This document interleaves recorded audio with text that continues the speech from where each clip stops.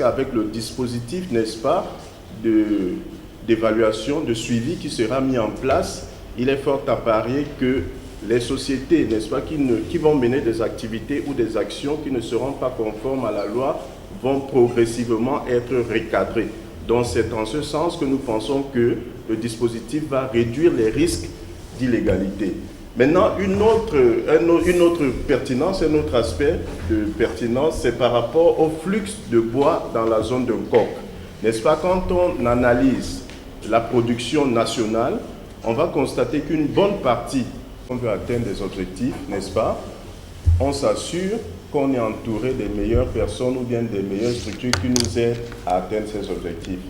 Peut-être on n'aura pas la prétention de dire que nous sommes les meilleurs, mais sans prétention aucune, quand on regarde le travail qui a été fourni, que ce soit par FRMI ou Brain Forest jusqu'à présent, on pense qu'il y a quand même l'expertise nécessaire pour bien conduire ce type de projet. Donc c'est beaucoup plus sur la base de la compétence que les structures ont été retenues. Ça, c'est la première chose. Pourquoi est-ce que le champ d'action de la société civile n'a pas été élargi? Il y a beaucoup d'autres cadres dans lesquels on travaille avec la société civile et peut-être dans ce cadre, la société civile sera peut-être pas impliquée de manière directe à ce stade précis dans la mise en œuvre, mais dans le développement du projet, forcément, elle sera consultée. Pour revenir, c'est pareil avec les communautés.